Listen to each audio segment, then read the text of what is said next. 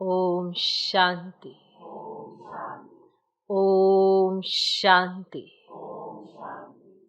आज की तारीख है 5 जून 2025। साकार महावाक्य। बाबा कहते, मीठे बच्चे, बेहद के सुखों के लिए तुम्हें बेहद की नॉलेज मिलती है।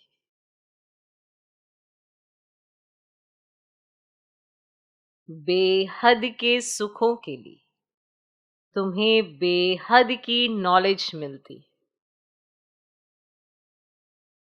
तुम फिर से राजयों की शिक्षा से राजाई ले रहे हो।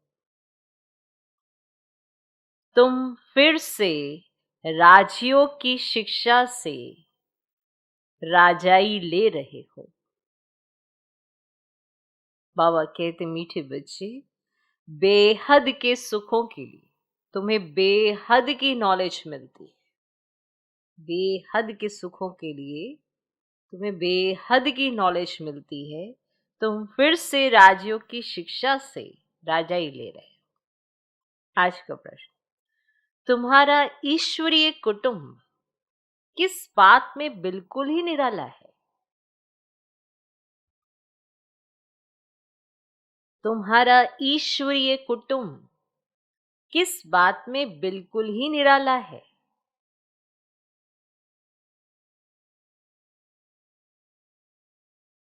उत्तर, इस ईश्वरीय कुटुंब में कोई 1 रोज का बच्चा है, कोई 8 रोज का, लेकिन सब पढ़ रहे हैं। इस ईश्वरीय कुटुंब में कोई 1 रोज का बच्चा है, कोई 8 रोज का, लेकिन सब पढ़ रहे हैं। बाप ही टीचर बनकर अपने बच्चों को पढ़ा रहे हैं। बाप ही टीचर बनकर अपने बच्चों को पढ़ा रहे हैं। यह है निराली बात। आत्मा पढ़ती है। आत्मा कहती है, बाबा बाबा फिर बच्चों को 84 जन्मों की कहानी सुनाते हैं। आत्मा कहती है, बाबा बाबा फिर बच्चों को 84 जन्मों की कहानी सुनाते हैं। ठीक, बिल्कुल निराली बात है। 1 दिन का भी बच्चा है, 8 रोज का भी बच्चा है, सब पढ़ रहे हैं और बाप ही टीचर बनकर अपने बच्चों को पढ़ा रहे हैं। तो यह है ना निराली बात। आत्मा पढ़ती है और आत्मा कहती है बाबा, और बाबा फिर बच्चों को 84 जन्मों की कहानी सुनाते हैं। क्या हुआ, कैसे हुआ, कब, कहां क्या हुआ, सारी कहानी सुनाते हैं। अभी आप ये कहानी की तरह देख रहे हैं। आज का गीत है, दूर देश का रहने वाला आया देश पर आए। ओम शांति। वृक्षपतिवार, उसका नाम रख दिया है बृहस्पति। वृक्षपतिवार, और उसका नाम रख दिया है बृहस्पति। इसे कहते हैं बृहस्पतिवार। आज ये त्योहार आदि तो वर्ष वर्ष मनाते हैं। तुम हर हफ्ते बृहस्पति डे मनाते हो। त्योहार तो वर्ष वर्ष में मनाए जाते हैं, तुम तो हर हफ्ते बृहस्पति डे मनाते हो। जैसे ही आने को होता है, ऐसे उमंग उत्साह में आ जाते हैं ब्राह्मण। आते हैं कि आज तो सतगुरुवार है, बृहस्पतिवार है, वो डे मनाते हैं। वृक्षपति अथवा इस मनुष्य सृष्टि रूपी झाड़ का जो बीज रूप है, चैतन्य है, वही इस झाड़ के आदि मध्य अंत को जानते हैं। देखो, बाकी कोई भी इस झाड़ के आदि मध्य अंत को नहीं जानते। नहीं पता किसी को इसका मध्य क्या है, अंत क्या है, आदि क्या है, संगम क्या है, किसी को नहीं पता। सिर्फ जो बीज रूप है, जो चैतन्य है, वही जानते हैं। और जो भी वृक्ष है वह सब जड़ होते हैं। ये है चैतन्य। अब इसको कहा जाता है कल्प वृक्ष। इनकी आयु है 5000 वर्ष और वृक्ष 4 भाग में है। हर चीज 4 भाग में होती है। ये दुनिया भी 4 भाग में है। अब इस पुरानी दुनिया का अंत है। दुनिया कितनी बड़ी है, ये ज्ञान कोई भी मनुष्य मात्र की बुद्धि में नहीं है। तो यह है नई दुनिया के लिए नई शिक्षा।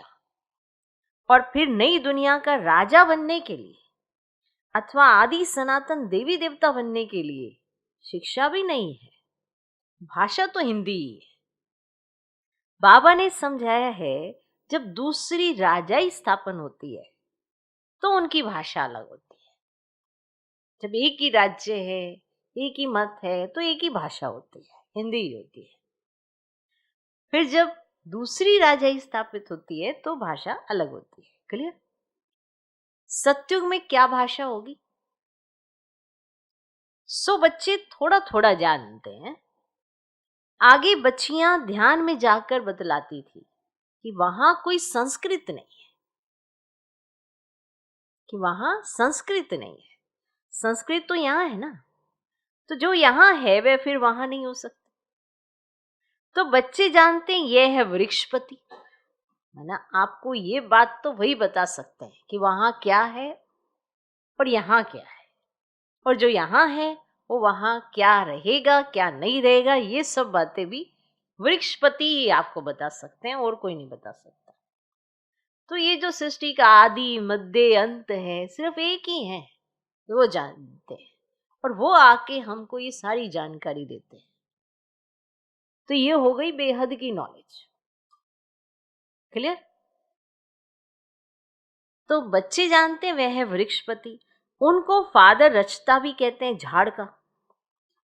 ये है चैतन्य बीज रूप, बाकी सब होते हैं जड़। जब बच्चों को सृष्टि के आदि मध्य अंत को भी जानना चाहिए ना। इस समय नॉलेज ना होने के कारण मनुष्यों को सुख नहीं है। क्लियर? नॉलेज नहीं है तो सुख नहीं है। तो नॉलेज लेनी चाहिए। तो बेहद की नॉलेज लो, बेहद का सुख लो। और नॉलेज नहीं है इसीलिए सुख नहीं है, और यह है बेहद की नॉलेज, जिससे बेहद का सुख होता है। हद की नॉलेज से काग विष्टा समान सुख मिलता है। काग विष्टा समान माना थोड़ा सा। तुम जानते हो हम बेहद के सुख के लिए अभी पुरुषार्थ कर रहे हैं। फिर से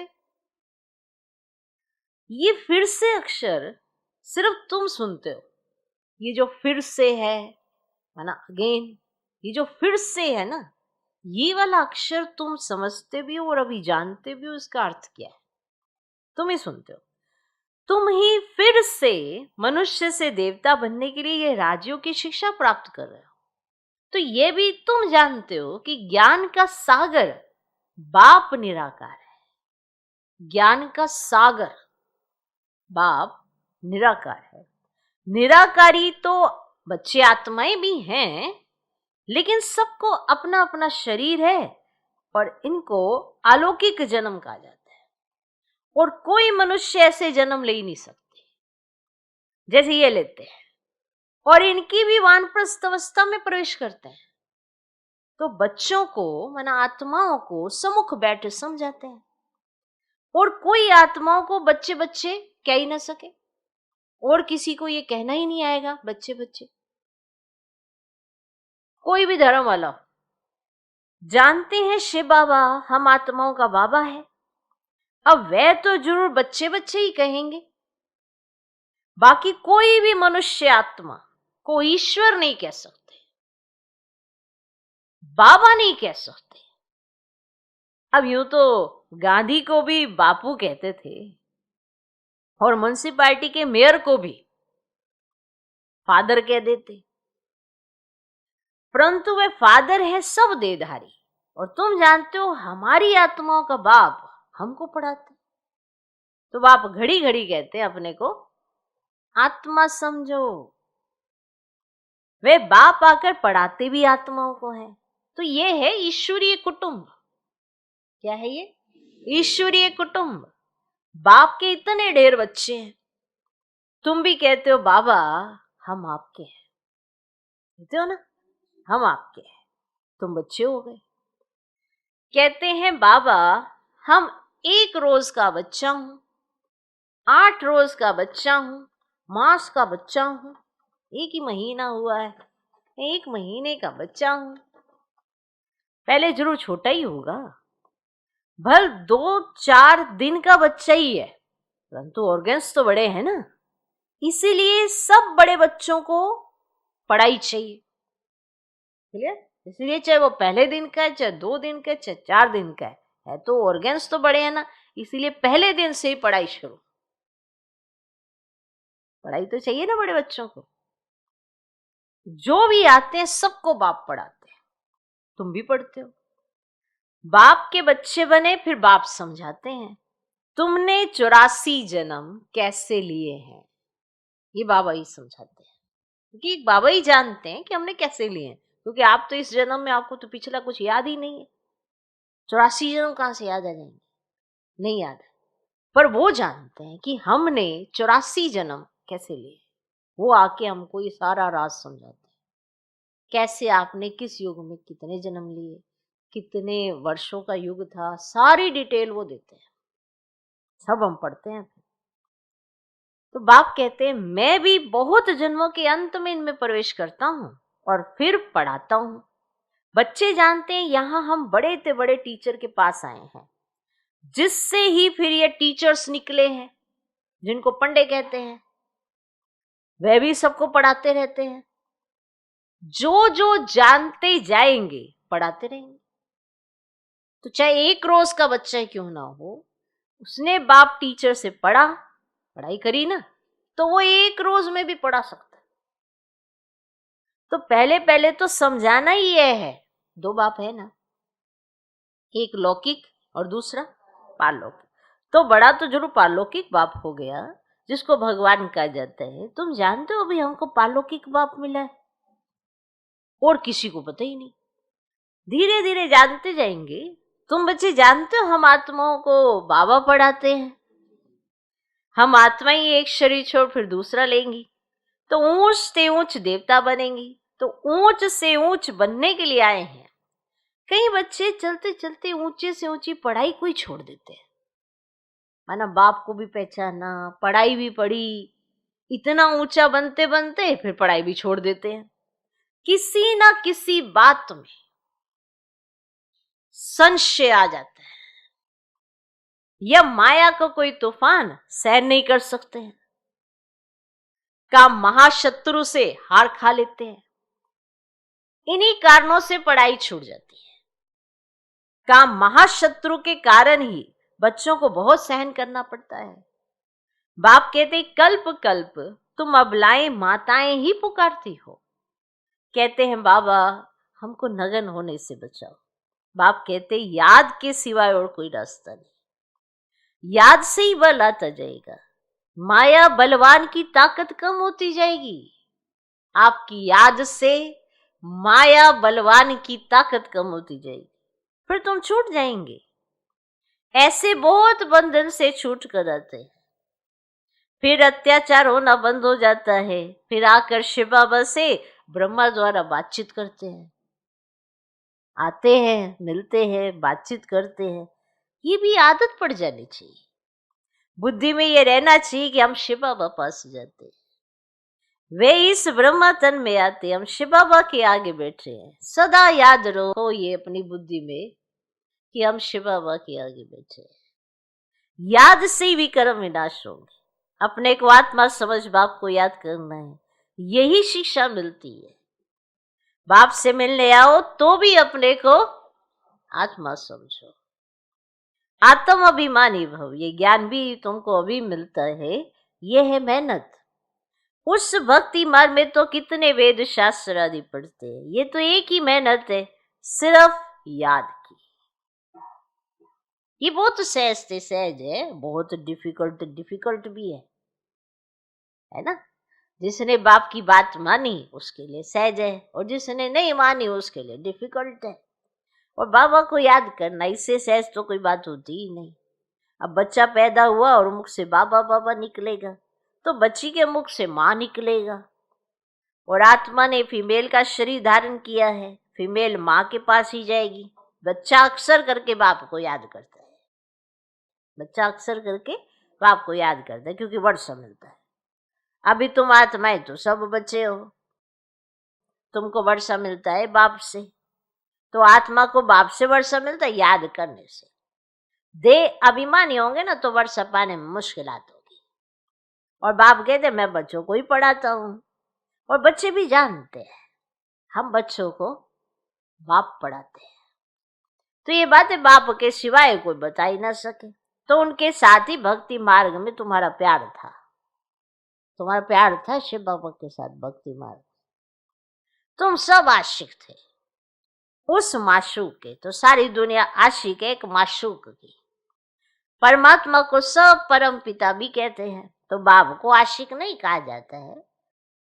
तो बाप समझाते तुम भक्ति मार्ग में आशिक थे आशिक थे तो अभी भी है बहुत, परंतु परमात्मा किसको कहा जाए ना, इसमें बहुत मूंझते हैं। गणेश हनुमान आदि को परमात्मा के एकदम सुत्ती मुंजाती है, सिवाय एक के कोई ठीक कर ही ना सके, कोई की ताकत ही नहीं। तो बाप ही आकर बच्चों को समझाते हैं, तो बच्चे फिर नंबर बार पुरुषार्थ अनुसार समझते हैं और समझाने के लायक बनते हैं। राजधानी स्थापन हो रही है, हूबहू कल पहले मिसल तुम यहाँ पढ़ते हो। फिर प्रारब्ध नई दुनिया में पाएंगे, उनको अमरलोक कहा जाता है। तुम काल पर विजय पाते हो, तो वहां कभी अकाल मृत्यु होती नहीं है ना, नाम ही है ना स्वर्ग। तो तुम बच्चों को इस पढ़ाई में बहुत खुशी होनी चाहिए, तो बाप की याद से बाप की प्रॉपर्टी भी याद आएगी, और सेकंड में सारे ड्रामा का ज्ञान बुद्धि में आ जाता है। मूल वतन, सूक्ष्म वतन, स्थूल वतन और 84 जन्म का चक्र, बस। और यह नाटक सारा भारत पर ही बना हुआ है। 84 का चक्र क्लियर, मूल वतन, सूक्ष्म वतन, स्थूल वतन, बाकी ये 84 का चक्र, बस। सारा नाटक बना किस पर है? भारत पर। तो फोकस किस पर? भारत पर। पूरा नाटक ही इस पे बना हुआ, बाकी सब है बाई प्लाट। बाप नॉलेज भी तुमको सुनाते हैं, तुम ही ऊंचते हो फिर नीच बनते हो। और डबल सिरताज राव और फिर बिल्कुल ही रंग, यानी डबल सिरताज राव और फिर बिल्कुल ही रंग। अब भारत रंग भिखारी है, प्रजा का प्रजा पर राज्य है, और सत्य में था डबल सिरताज महाराजा महारानी का राज्य। ईश्वर ने ऐसा राज्य स्थापन किया, मनुष्य ने क्या बना दिया सबको पता ही। तो सब मानते आदिदेव ब्रह्मा को नाम बहुत दिए हैं, महावीर भी उनको कहते हैं, महावीर हनुमान को भी कहते हैं। वास्तव में तुम बच्चे ही सच्चे सच्चे महावीर हनुमान हो, माताएं महावीर हनुमान हो, क्योंकि तुम योग में इतना रहते हो जो माया के बल कितने भी तूफान आए लेकिन तुम्हें हिला नहीं सकते। तुम महावीर के बच्चे महावीर बने हो, क्योंकि तुम माया पर जीत पाते हो, 5 विकार रूपी रावण पर हर एक जीत पाते हैं। एक मनुष्य की बात नहीं है, तुम हर एक को धनुष तोड़ना है, ठीक है? तुम हर एक को धनुष तोड़ना है, अर्थात माया पर जीत पाने। माया इस समय अपने आप को बलवान समझती है ना, उसको भूल गया है क्या कि भगवान भी आया हुआ है। तो आप लड़ो, माया से युद्ध करो, तुम हर एक को धनुष तोड़ना है, अर्थात माया पर जीत पाने। इसमें लड़ाई आदि की कोई बात नहीं कि कहीं लड़ने लग जाओ कि हाँ भी मेरे को तो धनुष तोड़ना है, वो वाला धनुष नहीं है ना। यूरोपवासी कैसे लड़ते हैं? भारत में कौरवों और यवनों की लड़ाई है, और गाया भी हुआ है, रक्त की नदियां बहती है, दूध की भी नदियां बहेंगी। विष्णु को क्षीर सागर में दिखाते हैं, लक्ष्मी नारायण है पारसनाथ, उनका भी ना नेपाल तरफ पशुपति नाम रख दिया है। है एक ही विष्णु के दो रूप, पारसनाथ, पारसनाथ। वह है पशुपतिनाथ पति, पशुपतिनाथ पत्नी। उसमें विष्णु का चित्र बनाते हैं, लेख भी बनाते हैं। अब लेख में क्षीर कहां से आया? क्षीर माना दूध। बड़े दिन पर उस लेख में फिर सब दूध डालते हैं, फिर दिखाते हैं देखो क्षीर सागर में विष्णु सोया पड़ा है। जो बड़ा दिन होता है उस समय उसमें दूध डाला जाता है, फिर दिखाते देखो, अर्थ नहीं पता, फिर दिखा देते कि देखो क्षीर सागर में विष्णु सोया पड़ा है। अर्थ कुछ भी नहीं, चार भुजा वाला मनुष्य तो कोई होता ही नहीं है। होता है? अभी तुम बच्चे सोशल वर्कर हो, रूहानी बाप के बच्चे हो ना, बाप सब बातें समझाते हैं, इसमें कोई संशय नहीं आना चाहिए। संशय माना माया का तूफान। तुम हमको बुलाते ही हो कि हे पतित पावन आओ, आकर हमको पावन बनाओ, तो बाप कहते मामी कम याद करो, तो तुम पावन बन जाएंगे। 84 के चक्र को भी याद करना है। बाप को कहा जाते पतित पावन ज्ञान का सागर, दो चीज हो गई ना, तो पतितों को पावन बनाते और 84 के चक्र का राज सुनाते हैं, वो ज्ञान सुनाते हैं ना। तो ये भी तुम बच्चे जानते हो 84 का चक्र चलता ही रहेगा, इनकी एंड नहीं है। ये भी तुम नंबरवार पुरुषार्थ अनुसार जानते हो। बाप कितना मीठा है, उनको पतियों का पति भी कहते हैं, बाप भी है। अब बाप कहते मेरे से तुम बच्चों को बड़ा भारी वर्षा मिलता है, परंतु ऐसे मुझ बाप को भी फारकती दे देते हैं। माना इतना भारी वर्षा देने वाले बाप को भी, जो तुम्हें सदा सुख देता है, ऐसे बाप को भी बच्चे फारकती दे देते हैं। ये भी ड्रामा में नूंद है। पढ़ाई को ही छोड़ देते, गोया फारकती दे देते। कितने बेसमझ हैं। जो अक्लमंद बच्चे हैं वे सहज ही सब बातों को समझकर दूसरों को पढ़ाने लग पड़ेंगे। वे फौरन निर्णय लेंगे कि उस पढ़ाई से क्या मिलता है और इस पढ़ाई से क्या मिलता है, क्या पढ़ना चाहिए। बाबा बच्चों से पूछते हैं, बच्चे समझते भी हैं कि ये पढ़ाई बहुत अच्छी है, फिर भी कहते क्या करें, जिस्मानी पढ़ाई नहीं पढ़ेंगे तो मित्र संबंधी आदि नाराज होंगे। और बाप कहते दिन प्रतिदिन टाइम ही बहुत थोड़ा होता जाता है, इतनी पढ़ाई तो पढ़ ही नहीं सकेंगे। बड़े जोर से तैयारियां हो रही हैं, हर प्रकार से तैयारी होती है ना। दिन प्रतिदिन एक दो में दुश्मनी बढ़ती जाती है। कहते भी हैं ऐसी ऐसी चीजें बनाई हैं जो फट से सबको खलास कर देंगे।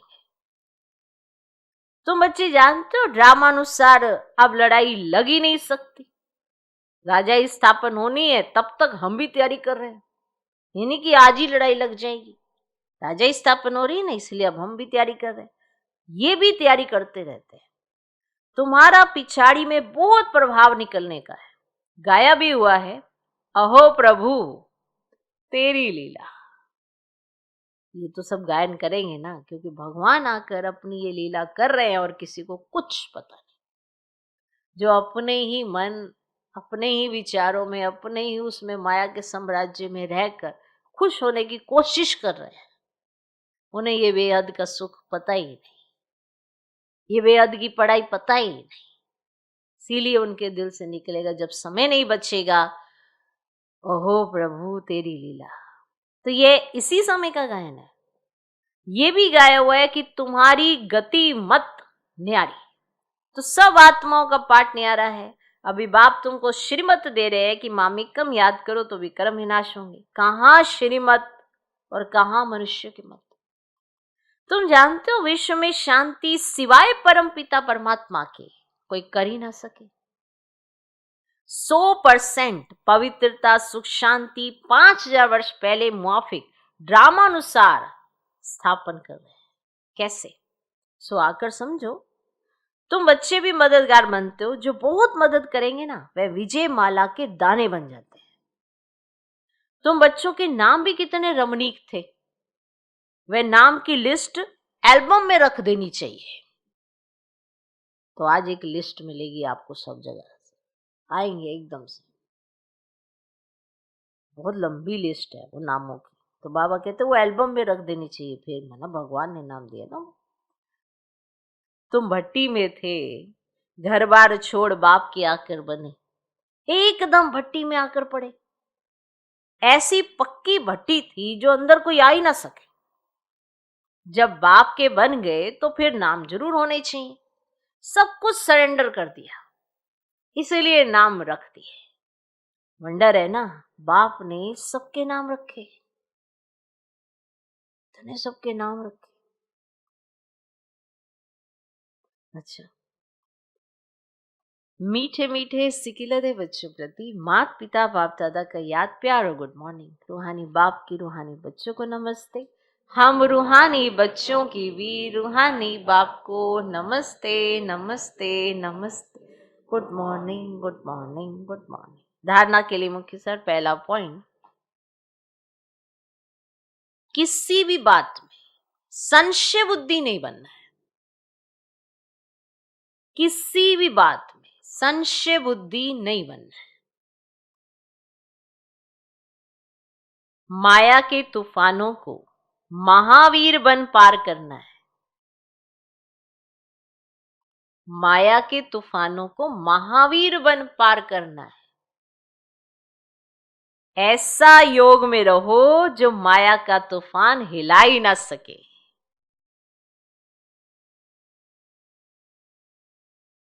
ऐसा योग में रहो जो माया का तूफान हिला ही ना सके।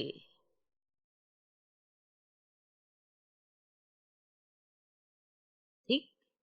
दूसरा पॉइंट, अक्लमंद बन अपनी जीवन ईश्वरीय सेवा में लगानी।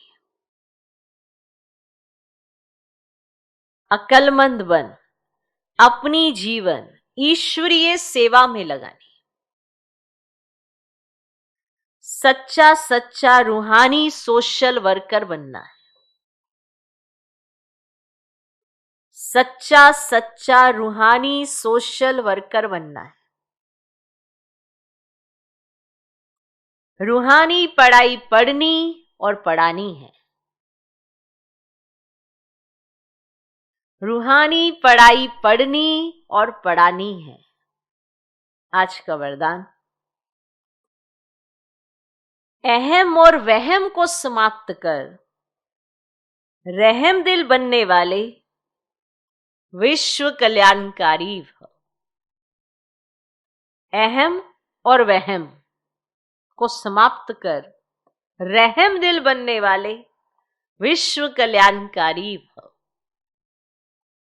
अहम और वहम को समाप्त कर रहम दिल बनने वाले विश्व कल्याणकारी भव। कैसी भी अवगुण वाली,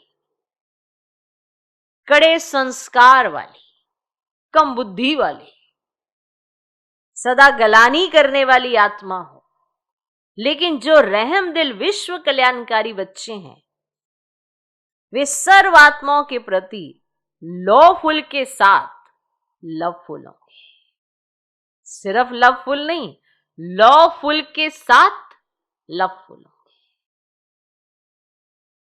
कभी इस वहम में नहीं आएंगे कि ये तो कभी बदल ही नहीं सकते, ये तो है ही ऐसे, या ये कुछ नहीं कर सकते, मैं ही सब कुछ हूं, ये कुछ नहीं है। तो ये वहम है ना उनको कि ये तो बदल ही नहीं सकते, ये तो है ही ऐसे, या ये कुछ नहीं कर सकते, मैं ही सब कुछ हूं, ये कुछ नहीं है। इस प्रकार का अहम और वहम छोड़, कमजोरियों व बुराइयों को जानते हुए भी क्षमा करने वाले रहम दिल बच्चे ही विश्व कल्याण की सेवा में सफल होते हैं। कमजोरियों व बुराइयों को जानते हुए भी क्षमा करने वाले रहम दिल बच्चे ही विश्व कल्याण की सेवा में सफल होते हैं। आज का स्लोगन, जहां ब्राह्मणों के तन मन धन का सहयोग है वहां सफलता साथ है। जहां ब्राह्मणों के तन मन धन का सहयोग है वहां सफलता साथ है।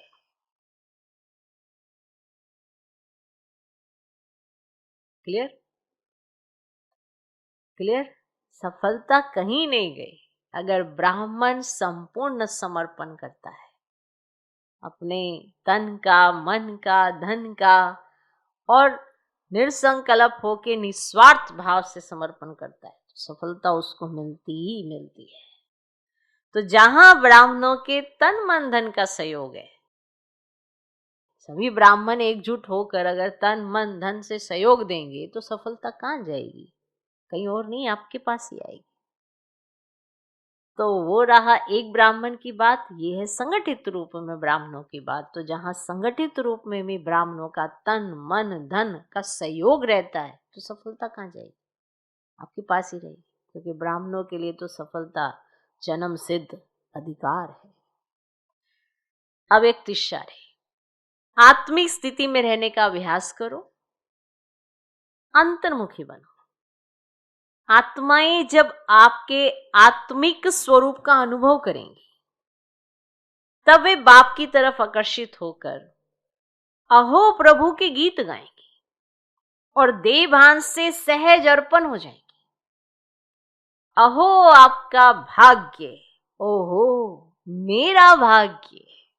इस भाग्य की अनुभूति के कारण देह और देह के संबंध की स्मृति का त्याग कर देंगी। ओम शांति।